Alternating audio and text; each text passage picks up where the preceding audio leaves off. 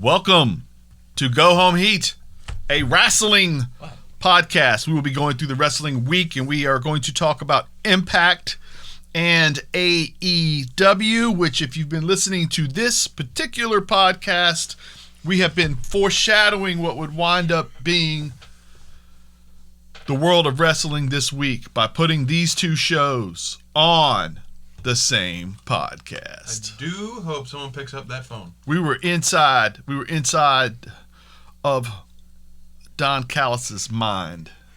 And as the cobwebs went around us, we noticed that he is the most important man in all of pro wrestling. It's facts.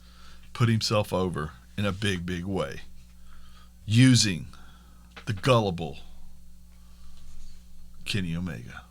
But we'll get there. Impact Wrestling. Did you get to watch it? I did not. It was busy this week. Motor City. You were working hard. Not really. But excellent. I was busy doing other things. Okay. Because we called it. Yes.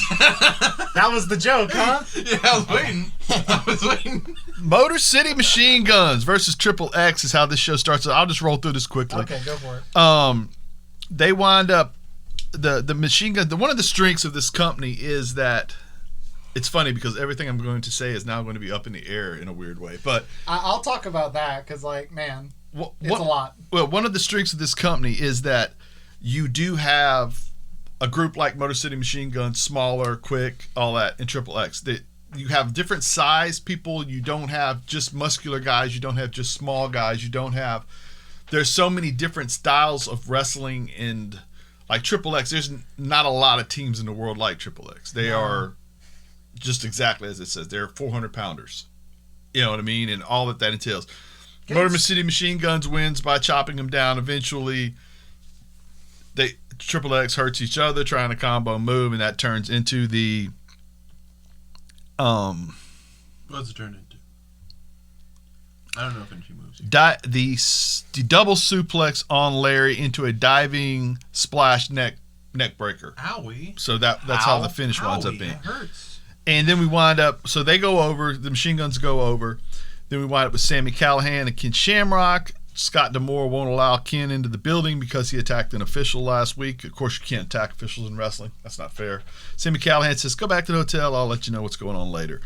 Johnny Bravo confronts his assailant Larry D, or who he believes to be his assailant Larry D.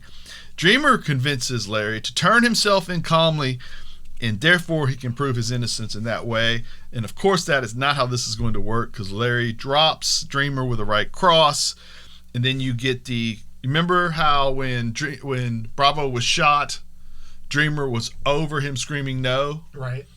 This time Bravo falls to his knees, holds Dreamer's head, and says, no! So they do the callback there. Cinematic parallel. Long-term booking. Yes. From a whole month ago. A whole month. Right. Okay. Killer Kelly and Renee Michelle, which was Drake Maverick's significant other on SmackDown, I guess it was. And real life, yeah. They're actually married. Yeah. And she's wrestling here against Jordani Grace and Taz. Renee's a little better than I thought she'd be. Killer Kelly's actually pretty good. And this winds up being a good little back and forth. Again, you have completely different style wrestlers. Jazz is on a farewell tour to some degree. She's planning on retiring. Correct. And this would be her thing if she can go over here and be a champion at the end of it. This winds up being where Grace winds up getting double teamed several times and gets in jeopardy, and Jazz saves her, which is a strange thing, but we get the story we're trying to tell is that Jazz is a formidable thing here. And they're also trying to tell the story of Killer Kelly being able to join this already strong women's division and be a part of it, where Renee Michelle is kind of a manager / competitor, although she did leave a good account of herself. Jazz winds up being the one who gets the pin here, though. Nice. Ethan Page promo towards Carl Anderson. Page basically says, I'm the one who put Gallows on the shelf. You can come get me if you want, and then if I go over you, we should get a rematch. We should have already gotten another, but they've been getting rematches, so this was whatever. Aaliyah, another one. Aaliyah with Tennille and Caleb with a K are backstage, and she's trying to talk Tennille into staying her tag team partner, but this is a setup for when she sees Sammy and goes spider monkey on him and jumps on him because Sammy had bludgeoned her husband Eddie Edwards with a bat the week before. Is that the technical term? Alicia, Spider monkey? Is that technical? She went spider monkey on him. Yeah, absolutely. Good. The Lou Fez press. That's what we're calling it now, the Spider Monkey. Yes. A swinger with Cody Deaner match, but this was just a setup for Doring and Eric Young to run in and beat him up again, which they did. Later in the show, Cody Deaner and cousin Jake are talking backstage, and Cody, I guess, broke in by riding around with Eric Young, and the beatdown he just received from Eric Young proves that Eric has no respect for him in spite of the fact that he's the one who brought him into the business. Therefore, I must do this on my own and attack you, Eric Young, at some point, which will not go well for him at all, I'm sure. Father James Mitchell tells Purrazzo and Kimberly that I have to find Sue Young in order to change her from a Sue problem to a Susie problem, if that makes sense. We need to get the undeadness out of her. Purrazzo says, no worries, hits the ring and says, if you want to fight me, you have to come to the ring now in order to get your rematch. And of course, Sue, the undead bride, not being the most clever, does walk down to the ring slowly. Father James Mitchell shows up with the dead bridesmaids who surround the ring, and we get Purrazzo, Kimberly eventually beat down Sue Young, and we get the package pile driver, which then turns into the bridesmaids carrying Sue Young above their heads out of the ring and James Mitchell off into the undead realm. Wrestling is magical, gang. This is so much. I love the show. Moose tells Chris Bay, hey, Bay's like, hey, if you want to help me, that'd be awesome and all that. And Moose is like, I'm not here to help you, bro. If you win, though, I'm going to beat the snot out of you. And which is awesome because that's who Moose is. X Division title, Crazy Steve, Raju. Raju goes over clean. It's great. We keep telling that story. Crazy Steve, I said this before, and they got a guy on Raw right now that's, what is his name? He's like Slapjack or something like that. He runs around with a mask. Yeah. All he's doing is trying to be Crazy Steve. And you can't be Crazy Steve because only Crazy Steve can be Crazy Steve, and he's perfect at being Crazy Steve. And this is great. Fallah Bahh winds up rolling up on Kiera Hogan and Tasha Steelz, and he doesn't manage to get his money back from them, but Swinger rolls up on the young ladies and offers a 2-for-1 special to the young ladies, and this dude, Kiera Hogan... Car washes, he means. Oh, all right. Well, Kiera Hogan says to him... No, Tasha Steelz says to him, what in the... Video Killed the Radio Star Blue Hell is going on here? Video Killed the Radio Star being the first video played on MTV. And, love that song. Dude, calling Swinger out like that was so good. Oh, my God. Okay, then we get the main event, and it's Willie Mack versus Chris Bay, and it's absolutely fantastic. Willie Mack winds up doing his pop-up forearm, which is one of my favorite moves right now in wrestling because it's so much easier than like a powerbomb or whatever to just pop him up and then give him an elbow to the chin. And then he hits the stunner, which he's got a better stunner than anybody right now going. That's a fact. Right? And 100%. then he gets the win. Now Moose spears him as he's trying to celebrate. Swan comes out for the save. Bay hits Rich Swann with the art of the finesse, that springboard cutter that he does, and it's fantastic. And so then we cut to the thing, and this is the weirdest thing, and I don't know if anybody else can pull this off, but you have Bay lose a match clean. But the point of the show when it's over is that Bay is challenging Swann for that title, and Swann hit his finisher on Bay. Bay hits his finisher on Swann, and it literally works in some weird way that he loses the match, but he's the number one contender and he's the biggest challenge, and only on Impact does any of this work. Because but one it does. Man, Don, my guy. I don't know if it's him or Scott that does the writing, but they managed to make these things work on this show that I don't think you could get away with on any other show. Now we're going to get to the main event of the wrestling week for the world right now. The Twitter has been ablaze because of this episode. For the last 3 days, people cannot agree. And let's get into this. Let's throw hands. AEW begins. Winter is coming, and people think that is a shout out to the HBO series, and it is not. I think for Glacier. No, it's for the TV show they have on TNT. What? Snowpiercer? Snowpiercer. It's a reference. It ties in. No, but it ties into Snowpiercer. No, it's not. They never say winter is always there because it's on a constant state of nuclear winter. There's only one. Winter is always. It will always be coming. They literally have a show on their network with only snow around them. Right? Don't they? Listen, It is true. Correct. Thank you. As Jared would often say, the galaxy brain it took to get here. They should make gymnastics. They should make an Olympic event for jumping to conclusions. What are you talking about? And it's 40 degrees in Jacksonville as well that night. That's fair. It looked chilly. That's another reason why they probably would have called it. All right, so we have a battle royal. What do we think about this battle royal? We have Fun. You want to kind of go through it a little bit? I think the hangman spots are the most important, I'd imagine. And Miro was a hoss, threw a bunch of people out. My guy Miro. Hardy tricked Cassidy into falling out there, and then winds up working with his tag team partner. That was interesting to me. The Scorpio Sean Spears thing is evidently not over. Like you said, the Hangman is really the takeaway, right? Yeah. That and the Dark Order, the Inner Circle. Oh, yeah, that shenanigans at the end where Max pushes Cassidy out, but it also pushes... Or, no, who was it that he pushed Miro out with? or, what's his name? The guy who's... Jungle Boy. Oh, yeah, he pushed Jungle Boy and Sammy. Oh, yeah. Well, he pushed Jungle Boy, but Sammy was kind of attached to Jungle Boy, Right. so Sammy falls out too. Which is interesting. Interesting. Planting seeds for a garden. And Correct. the Hangman stuff, where Dark Order helps him... Dark Order even, like, literally catches him. Yeah, they he's about to caught fall him, out. and he was like doing so, whoa, and they put him back, and then he just does the butt As shot. we actively recruit Hangman, who I find to be... I was late on the Hangman train. And I am finding him more and more interesting as we go through these things. I mean, the Dark Order has, as of right now, done more for him than the Elite. I'll say that much. I was not going to say that, and I was not going to mention why I think I'm finding Hangman more and more interesting as he gets further and further away from the Elite. Strange. I was going to leave those things alone.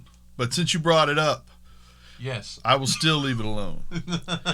We do have a Wardlow Miro teaser, which that would be a nice hoss fight if we get that at some point. Like you said, we are going to wind up with the last two in were Orange and MJF. Mm-hmm. Yes. And we're going to wind up with them one-on-one for the ring that MJF currently holds. The diamond stud ring thing. $50,000. Diamond Dallas Page. Bang. You know. He was the diamond stud originally. So, that's why I said that. Okay, anywho. Kaz versus Jericho.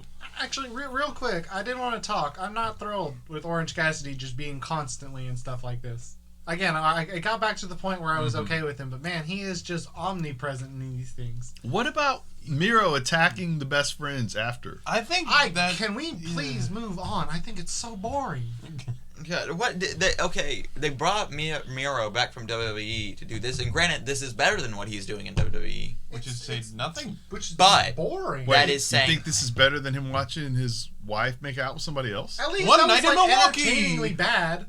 One night in Milwaukee, at least we had Aiden English. Hey, at least Aiden. I was kidding. If you brought in I was Aiden totally English to this Dude. angle, it would instantly be I better. would yes. I'm absolutely not for AEW signing anybody new right now because I feel like they have Oh, they have way too many. a bunch of talent and they're just not utilizing it all properly, or they just don't have enough television to utilize it all properly. One or the other, And right? they say they're getting more, but as of currently, Right, but I would advocate for Aiden English to. I would. This pop. is a that dude's at nuts. I least would just pop for a so much manager. because he wouldn't be in a Yeah. main event thing. You could have him come out and kind of Miro, and it would be fine. Anyway, People get hyped for that. Miro Day. Yes. Miro. Okay. The copyright different. Yes. Miro night. You don't even have to worry about that. Kaz versus Jericho. Pretty good. Okay. Kaz is a really good worker. Yes. Did I say Kaz? You said Taz. Kaz. Yeah, Kaz. Frankie Kazarian. Yes. Judas Effects ends this, but the main thing is we do get. Like Big Kaz? When Jericho gets in the Boston Crab, Oh yeah, and then he falls out of it, and then Jericho has to lay there and try to get his legs up, and he can't do it on his own because he's not that age anymore. And so then Kaz tries to reach down and grab him, and he kind of falls again. And then they can't give the spot up because the whole purpose of the next part of this, the whole purpose of the match is for MJF to maybe want to throw in the towel and Sammy and him to cause so everything that happens post match is all wrapped around a spot that goes awry, and it's just like you're sitting there, and it's like that singer who's on the stage and has to perform because they're getting paid to perform, but they have strep throat. That's where you're stuck watching right here. It's like, oh, come on, because I believe in you. I love Kaz, and I think he's a fantastic worker, and he's just as good today as he was 10 years ago. And to see him like reaching around trying to find Jericho's leg was just like, oh, come on, please give it to him. Let him have the leg. Would you guys consider Chris Jericho a part-timer? No, he's wrestling every week. Yeah, he's wrestling. Every week. Do you think he should become kind of a part-timer in a way? He's doing all right, all things considered, but maybe he would be doing a little better if he wasn't. I think it'd be better off if he did promos for like most of a month, and then he wrestled like a pay-per-view or something, like a pay-per-view, or maybe just that random off week of Dynamite, or keep him tag teaming. Yeah. Yeah. Tag team would be good. Yes. That's his sweet spot right now. 6 minutes here. Yeah, Take a break. him and Hager. Right. Ooh, Hager can carry the whoever. matches for him. He can come in, do the thing, and be the mouthpiece for the entire group. Okay, so Can we post-match, get someone bigger than Hager? as we said, No, absolutely not. though, well, you have to have a real heel, right, in order for it to work. Yeah. A real heel. But MJF doesn't throw in the towel, as we think he may. Sammy won't let him. They all bicker after the match is over because Jericho wins with his Judas effect. Jericho goes crazy. This is all BS. He kind of goes very upset father or angry coach. And Swearing up a storm. I was like, wow, okay. next week we will go back and reflect on what is going on here. And next week we will either break up or we will be together forever. But either way, whatever happens next week is forever. The ultimatum. Dun dun dun. We liked it. The ultimatum in, like, what was it, word art font? Yes, I was so angry. They used the red word art font when they were advertising it for the next week. Like in 2003, like Microsoft Word. Come on, Tony. Young Bucks are interrupted by the Acclaim, which I did not know who they were, but I found out. For being acclaimed. And they did some form of a rap thing, and it was... Okay, Max Caster, I've seen him on Dark. He's been on Dark quite a bit. Okay. Occasionally he'll come out and just like literally drop a diss track. How is this one? This one was not very good. The other ones I listened to were all right to good. It was more entertaining than like the weird.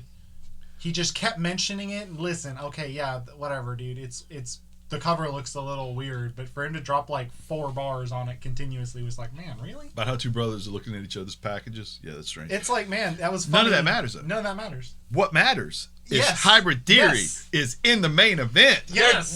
They're Yeah, I knew you'd be TH2. thrilled. Yes, I was like, this segment's... Wow! Same. My dude! My dude! Angelico coming in with like the punch sounded rough. I think he like punched right past his face and then literally like opened his hand as it was going past and just like slapped him. It was great. Oh, They're your favorite tag team on the show, and you're still calling them by the wrong name. a Hybrid Theory, Because baby. in the end, the Hybrid Theory. So it doesn't even matter. The bitter end. Ha ha! Woo! Someone got thrown in a garbage can. I thought that was fun. Yeah. Oh, dude, always good. Always good. Anytime you throw some... Oh, SCU shows up, right? See you. Throws Jack Yeah, in the... CD comes tearing in with a chair. Sort of. With a limp. With a limp He and looking hobbles like a a little. Depends on what you mean by tear soccer. in. There was a lot of effort involved. Yes. I don't know how fast it was. He ran in like a dad from a soccer team. Like, what are you saying about my son? And he's just like with the chair. It was something. There was a lot going on there. But I enjoyed it. I did enjoy it. Okay. So then we wind up with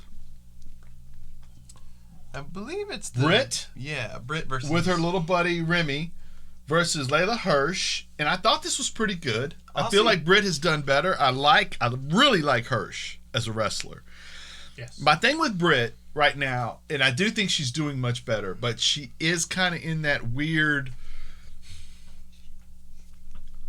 I hate to mention the other show, but when Seth Rollins has matches that aren't good, it's because he's talking too much.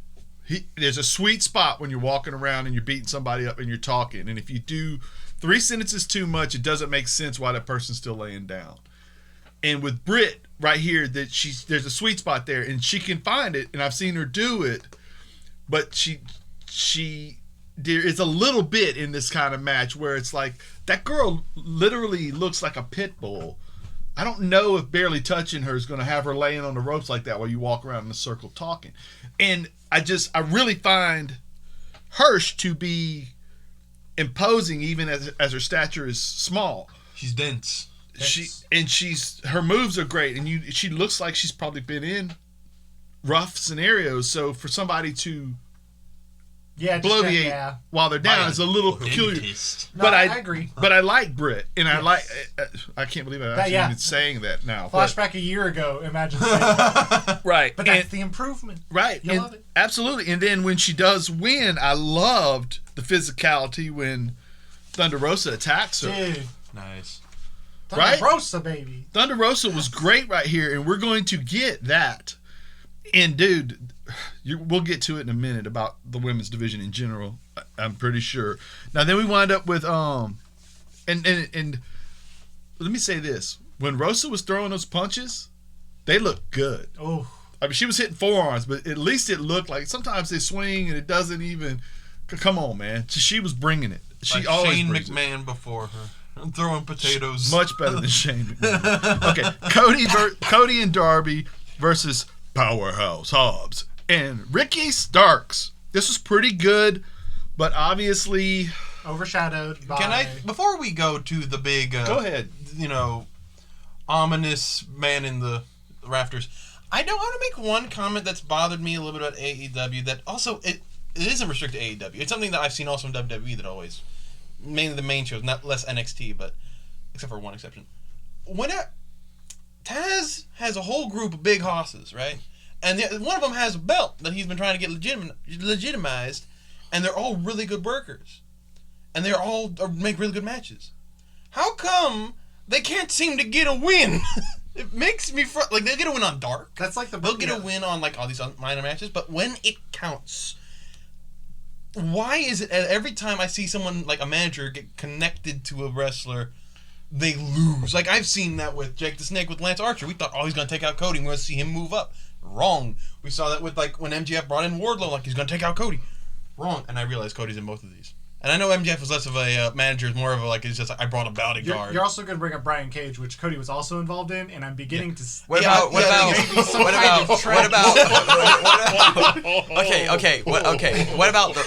Sean Spears and Tully Blanchard? Yeah, and guess who was the match against that?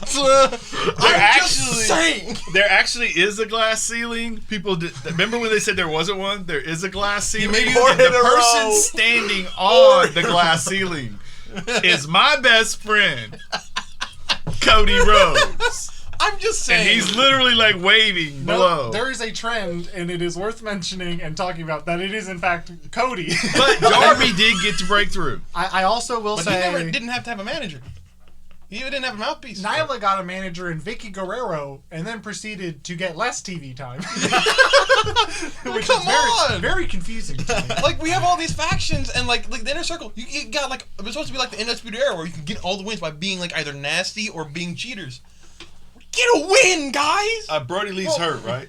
Yeah, Brody Lee's Inner Circle's been better, though. They like. Well, that's one of those things where you also can't just have like a bunch of heel factions running. I know, that's another thing. That's the balance that you have to take. You can't just have these dudes running completely rampant on your roster because it's not the 70s anymore. I will say this also too. I said this to Ray yesterday, and I think that people Is that your new name? are going to. He's on my other podcast. I think that people are going to someday learn Tony Khan's job prior to being a wrestling person was he owned a company that crunched numbers for professional sports. He is going to put his show out there. The reason Chris Jericho gets his show on in the middle of the show is because he's the demo god. And it's proven that every 15 minutes he's on matters. And so he's going to get those spots. And if you don't hit a home run when you're out there, Tony's not going to fiddle with that. I do. Not till he gets more TV time. I do wonder if there were more face factions, if this would change. Yeah, Because most of the factions are heels. Like, the Dark Order, Taz, and all that stuff. Maybe invest in some, good guy factions, I guess. I don't know. It's just a weird thing. No, I agree, though. We do need some kind of, at least loose, good guy faction. Yeah. Because we have, little pockets of people, but... Yeah. Back to the match. I do like the Triple H spot we just had off air. It is amazing to me how similar some of Cody's trajectory feels to Would you call it? the man whom he Would Yeah. you? Break out the golden But trouble. I still want to believe that some of that is by design. Hey, that he does want to go heel at some point. Yeah. Would you call it? No, I don't think this. But would you call it hypocritical? What? Well, you mean the fact that he's like The fact that dunking on he's Triple H, and dunking yet on he's Triple H, yet he's constantly acting like Hunter. While you say that you don't think that, I think you do think that. No, I get the impression. I have a friend. He thinks it's a I have bit a friend. hypocritical. I have a friend. Cody, who has we this- love you. I have a friend who's a part on this wrestling podcast, and It's a weird situation with Cody. Again, we were all thinking he was going to do a heel turn, and then he didn't. And then I don't know. There's just been a lot of confusion with what. Well, you got to remember the other thing too, though. It As a would TV have show. been hard for Cody to. Booking Cody is hard right now because he literally saved pro wrestling from an evil empire. He's the face of it. So for him to not be the first world champ in a company that he kind of jump started with a tweet and headline, and that was a big thing for him to do, to not be the first guy. And then for him to never be. Right, and to stick to it so far. I respect. And then I can't blame him for making his own title and anointing himself more important than the world title.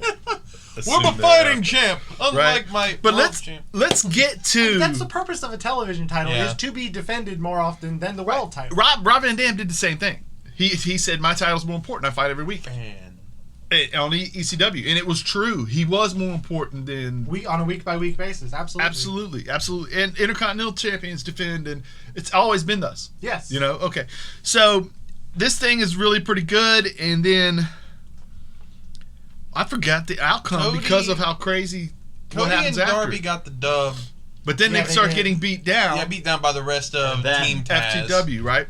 And And then, then Dustin comes Then up- winter comes. No, Dustin comes running. out. Yeah, Arn gets involved. yeah, I was about Arn to say. gets their own hands, and then they start wrapping Arn up, and they're about to beat him up. I was so worried Arn was going to have a heart attack right there in the middle of the ring. I like how Tully Oh also my sat in the God. back, like, I'm not dealing with this. Yeah, Tully's Tully, like, man, they don't pay Tully's me in enough for way that. better shape than Arn, and he didn't even think about rising up in his seat. I am here for two reasons: to support FTR and to support Sean Spears. Unfortunately, are bad investments, but And also, none of them are in this match, so this is out. I'm staying in my Right. lane. Right. That's how he's. And then Dustin comes running out, and he succumbs to the numbers game as well.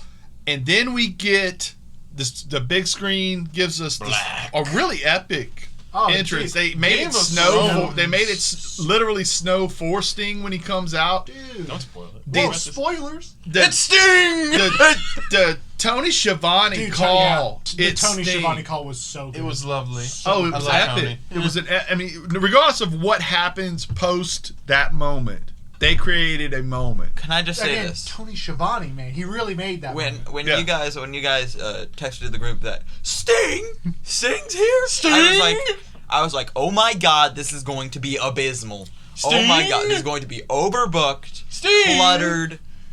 It was and a then Cody match. I was thinking, me and Jared were watching it. We're making a joke, and here comes Shaq. I legitimately thought there was going to be a Shaq running. I thought it was gonna be Shaq. I'm like, In his Man of Steel outfit. Steel. It was like the hammer and just like the big. yes. Oh my god. But but it wasn't. It wasn't. No. It was at all. It was simple. It was effective. He just went wa- around to the different generations of wrestlers. People have pointed that out. He went to Arn Arn. first, then Dustin, then Cody, then Darby. Thought that was neat. Oh, seeing him stare down Absolutely. Darby was like, ooh, I love it. Buddy. It's like spiritually, Darby is kind of the successor My to son. Sting in terms of like guys who wear face paint and brood. Right, the conscience. Yes, Sting, when Sting was no longer from Venice Beach, when he became Crow Sting. the Crow Sting, he became the conscience of pro wrestling, the counter to the NWO. And NWO was actually a mocking of WWE. So Sting was literally the conscience of wrestling versus both those things. And you could argue that Stone Cold, The Rock, all of that Attitude Era was also anti what Sting was doing as well, in that that wrestling lost its conscience, and when WCW folds, right? And that's another topic for another day. But Fascinating topic. anyway, Sting coming back, Darby in his own way is the conscience of this show. He is the person who's willing to give of himself completely in order to push pro wrestling forward in a way that isn't big men doing dumb crap, right? He's, I'll use my body as a weapon. I'm not your size, but I don't do shenanigans. I'm coming here to put you in a body bag. That's And- what Darby literally He brings a body bag. Correct. Okay, and so them staring at each other was Oh, I love it. was Love the it. moment we when I heard Sting signed. I thought Sting managing Darby makes sense, although Or mentoring may be a bad. Yeah, like I it's don't not see the- Sting. That's. Yeah, I don't see Sting coming out. I think maybe we get every through match. this. It's Maybe like we watching. maybe we football. get through this and then we talk about what we think might happen with Sting Yeah, down yeah, the road. Yes, Okay. yes. So this moment ends, and then we get a very good Mox promo, and then Don Callis comes to the announcer's desk, and then we get an Omega Mox match. What did we think of the match? Well, first of all, I want to say shout out to Mox for making that banana reference to my guy Pat Patterson. who passed away. Absolutely. But the match, Jared, you may go first. I thought it was quite good. I Yeah. One thing that was interesting was that I wouldn't. No, this is just my thing. I at the start of this match I said, God, I hope there are no shenanigans, and I'm not gonna hang on the match. But then Dad started fake snickering, Because I knew. I'd already watched the match. Ah, and Shenanigans. and I was like, Boy, did we guys oh no, Shaq's totally gonna show up here. And Cody isn't here. Now, to be fair, though. And then it's going to be a triple threat for both belts. Going to be between Shaq, Cody, and Mox. And to be Antonio. fair, though, the shenanigans during the match, they did swing the tide. Like, he did swing the tide by having the microphone, Right. but he did go ahead and I think he mimicked the Okada finish yeah. from the There were a couple I saw Okada references. I saw two things online where they were side by side and they were almost spot for spot with the finish. I mean, that's how Kenny makes his matches. Right, and so New Japan style. right, and so it was very much a New Japan match. yeah, I loved it. The beginning of it was we're stalking around each other. Nobody's trying for finishers. We know that we're here for the long haul. It was very much that. And then a couple of things. This is what you're going to get at some point, but then we go outside of the ring and give you a little something else. Then we get back in. This is what you're going to get at some point. Mox actually hits a finish. Yes. Chooses not to finish. He didn't go for the cover. He goes and gets the chairs, which you could say his hubris in wanting to prove who he is cost him long term. Between that and Kenny attacking, Kenny, maybe attacking him, like the rage from that, and also the rage at Kenny looking down at his style of wrestling. I love that. That's Right. very good. And so then we wind up with what they've been teasing us with the few moments of back and forth in the ring. They give us finally. Yes. And then that turns into Callis coming down to the ring and eventually distracting the ref, tossing the mic. Can we talk about real quick during that distraction? Yes. Callis was great. He was great, by the way. but of course when Mox On knocked him commentary. down in the most anime fashion, rose petals flew out of his Don lapel. Callis and Out of his, like it's a JoJo episode or something. And I could see him slow-mo falling to the ground as he so chucked good. the It was, microphone over. so Don Callis. I love it. Then we get the mic hit. We Callis is get basically the four knees. We get the one wing angel. We get the finish, and then lo and behold, things go crazy, and the whole wrestling world gets turned on its ear. I want to talk about the last, like, I don't even know if it was 2 minutes. It may have been like the last minute and maybe a little change, because that last minute was crazy. Kenny and Don just bounced. Right. They're running. Don Callis is like, there's about to be a problem, sir. Like they literally just announced and they're like, time to leave. He's literally time to just leave. egging him on. They walk by Tony Khan. They walk by Jerry Lynn, who shouts something at Don Callis, which I thought was funny. Some dudes who are like mad at Kenny for cheating. JR and Tony are calling it a screw job. Harkening BS. back to the old Vince days. Yes. And then you have him getting into the SUV, and Callis says, "You'll know what's going on Tuesday night." And he says, "Dynamite's on Wednesday night." He says, "Impact Wrestling, Access TV, Tuesday night. You'll know what's going on." And all of a sudden, the world of pro wrestling changes. Shifts. The Paradigm shift. Right. Yes, this is what Mox was talking about. When he would lose, there would be, oddly enough, another paradigm shift. Who would have guessed? Now, to some degree, it bothered me a little bit in that Moxley all of a sudden feels secondary. You know what I mean? But and as the person who really likes Impact Wrestling, I'm not 100% sure how comfortable I am with what all this entails. There's a lot. Let's get through the rest of There's the a lot of episode, and then I really want to talk about There's that. a nuance Right. there. But because I'm not sure either. go ahead. Rest of the episode, they leave. They peel out. I mean, my man was like a DeLorean, 88 miles per hour. Literally just peeling out. It was awesome. If it had been slower, it would have looked funny. But no, he just like peeled out, and I thought that was great. And all of a sudden, we go back to the ring. Mox is looking there just stunned, bleeding. All of a sudden, you hear Eddie Kingston get on the mic, and he's yelling about, "I don't want to wait for Lance Archer. I want to fight him now." And it's like the credits are literally on the screen. And it's like, "Bud, the show is over." Right. But just the pure chaos in that last minute was wild. I was absolutely. so excited. Right. It's cool. Now, It's worth talking about that this is weird, and I'm not certain how much I'm going to like it, because I really like Impact. I really like Impact Wrestling. The brand and tone they have on their show is so good and so enjoyable in a way that a lot of other wrestling is not.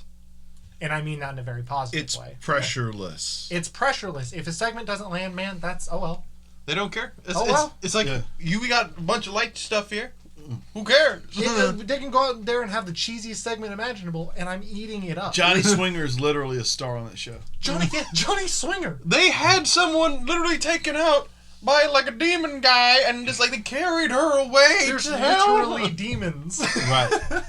Right. Like, I get that. Now, the worry is that the tone mishmash is going to be startling, and or AEW really starts leaking into Impact, which I also wouldn't like.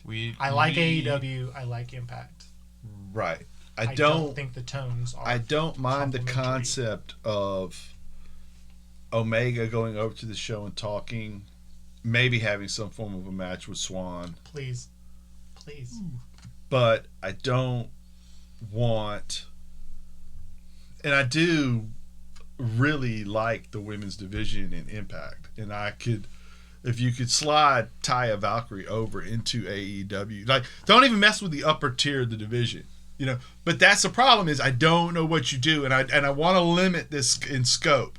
Like I said before, if this could be the kind of thing where, and I'll tell you what would have marked me out more. This is confusion. What would have marked me out more is, even though I thought it might happen, if Kenta had been the one to show up.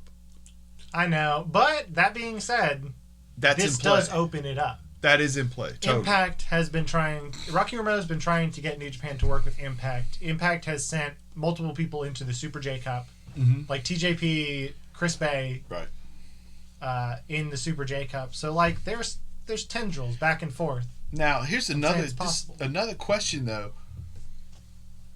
Is this going to wind up being a Bullet Club thing across all aspects? That is an interesting question. You have Omega, you have the Good Brothers. You have the Bucks. You could, in theory, have God slide into any of these things and make it all weird. You could Jay White would fit in great anywhere. Jay White. Jay White's almost too big a star for Impact, but the way he carries himself, you know what I mean? No, that's straight up the truth. I say that, and I love Impact to death, but Jay White is a mega star. And I know that Kenny Omega is a bigger deal in pro wrestling than Jay White, but I could see him walk. But he's his persona is so I'm about wrestling that he walks onto an Impact set. He walks into a Ring of Honor and says, "I want to fight your champion." It wouldn't faze me at all. If he walks into Tate High School's gym and wants to wrestle the dude standing there, it wouldn't bother me. And if he walks into WrestleMania, it wouldn't bother me, right? Because I could see Kenny doing that. Jay White walks into Impact, and I'm like, that building's not big enough for this dude. Yeah, straight up, as a character. Even though he's not the star Kenny is. It's just his persona is completely different, right? It would all be beneath him. Yeah. To some degree. But it does open everything up to possibilities we've never had before in pro wrestling. Well, since the territory days where you would trade a guy for 2 months, or you lose your heat here, you go there, you get some heat, come back. Kind of what I want from if there's going to be like a new kind of transfer, that's kind of all I would want, is people just be like, oh, GOD's over in AEW for a couple months. Right. Like a rebirth of the territory days, essentially. Yeah. What this could like be. an excursion. Like little excursions, like, oh, the Young Bucks are back in New Japan. It's like, dude, I would love to see the matchups. Mm-hmm. I would love to see the matchups if Hiromu came over to Impact and had some matches. I would love it. Just all that kind of stuff. Hiromu in the X division. Dude, yes. Would kill it. He actually, wild. Hiromu would fit perfectly in Impact. He's crazy as he can be. He's awesome. Okay, now, what do we think about Sting? Sting, Sting! I'm slightly, I don't know how to feel. Are you should scared? say real quick that before, like, we figured this out. Sting now has a thing on the AEW website that has a wins, loss, and ties thing. So it is implied that people are expecting him to wrestle. I am scared because I don't know. Nothing about... there are no real leads to Yeah. whether he is going to do a cinematic match or an actual match or a tag team match or if they just added him to the roster so people could see Sting was there. there's You know what I mean? Yeah. Like Arn Anderson on the roster. They had Mike Tyson on one night. Yeah. He never came there back. is no clue. But Mike Tyson Obviously, Sting will be back. But was Mike he's Tyson speaking this week. Was Mike Tyson on the thing? Was Mike Yeah. Tyson? All right. He had a win-loss record, really? No, he was a side judge at a... He was He fell asleep. the during end of a thing and then fell asleep. That might be why he didn't come back. He fell asleep during the match he was judging. Yikes. But two things. Darby Allin writing a cinematic match and filming it at his compound with Sting involved in black and white, I'll take that all day. Yes.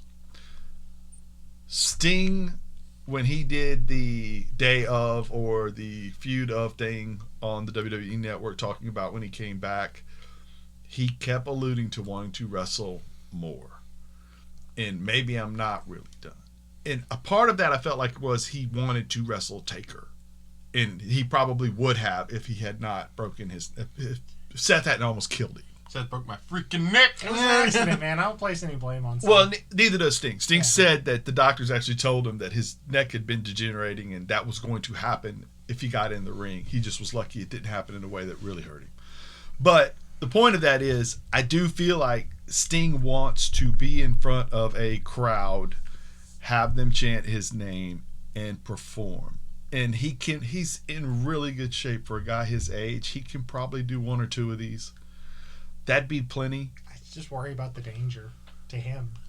Well, I don't. Obviously, he shouldn't be. Dude, if he wrestles twice in a cinematic match, and you put him in there with somebody that can take care of him, but you put him in there with Cage might kill him. Not even on purpose. Just that finisher alone. You know, and so it's He's gonna have to tricky, hit him with man. the pop It's down. real. Sting wouldn't go over. Not with Team Taz. Team Taz was take the L off the bat. Joke not intended. What kind of contract do you want? Same one I had with Bischoff, where I tell you what to do? Okay, a lot of people. Go ahead. Dad, yeah, I think you told me. Tell me if this is correct. Some people have been using the argument to this could end up like Goldberg did in WWE when he won the belt. I think almost everybody's debunked that, but WWE marks were saying you make fun of Goldberg, and I'm not using Mark as a derogatory thing, by the way. I'm a Mark for all of pro wrestling. My name's Nick. That's fine, but wow, your name is Mark. They were saying, hi, Mark. They were saying you can't poo-poo Goldberg coming back and then be all hyped about Sting, right? And I will your just counter add this. would be There is no possible outcome to this Sting thing. The only possible outcome to this Sting thing being worse than Goldberg is if Sting actually dies. That is the only way this could be worse than the Goldberg thing. It could be similar if he were to win a world title, which I don't see happening. And he's not. No, I don't see there's any way he could win a world title. I can't see think they Cody would winning do the that. belt. Right. I can't see Cody letting him win the belt. I can't. The problem with Goldberg was that he beat Kevin Owens at Fastlane.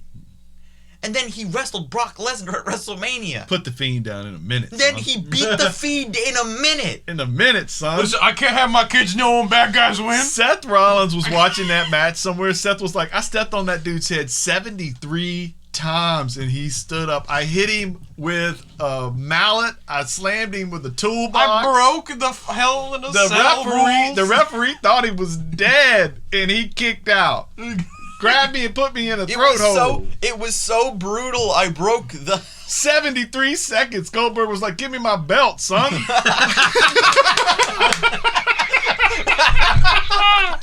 Woo! I don't see Sting, that could ever Bill happen. said do no. I don't think Sting has that kind of contract. Sting. No. He's still the There's conscience no- of wrestling. I don't even think Goldberg thought that was a good idea. Only Vince could think that's a good Okay, idea. hold on. Right? If Sting is the conscience of wrestling, what does that make Bill Goldberg? The conscious. What? The antithesis. Ugh. The antithesis He of always wrestling. has been to us. Oh my God. But now to be He gonna kill us. to if he be hears this. fair, I don't see anything like that with this. There's I no- could see Sting being in some weird scenarios where, okay, I do wind up in the ring with someone. But I don't see him in the ring with...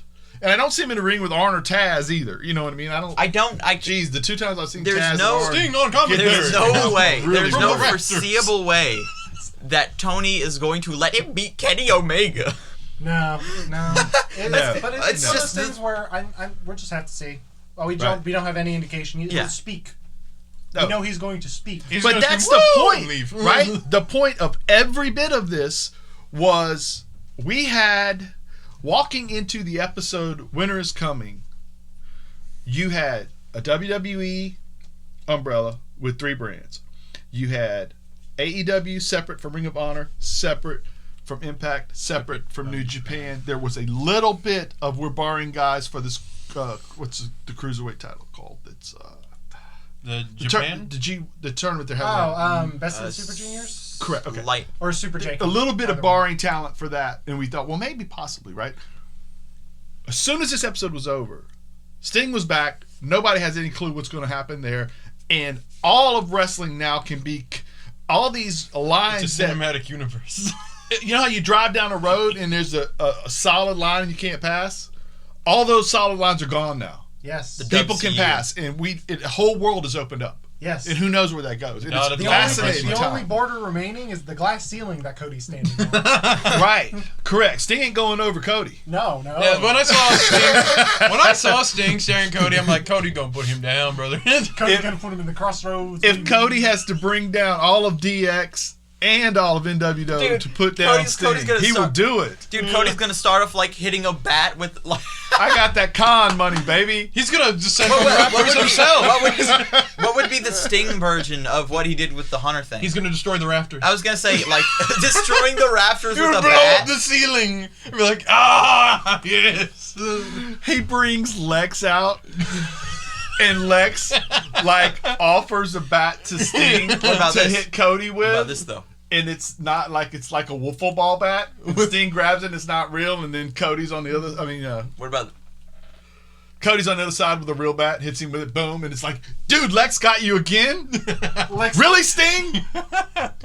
that would What be about- optimal booking. I think. What about Fake Sting. Fake Sting. Fake Sting. Yes. What Fake about Sting. Sting? Fake Sting and Lex confuse him and he loses. Sting versus Sting and Talk Shop Mania. What Let's about go. think about this though.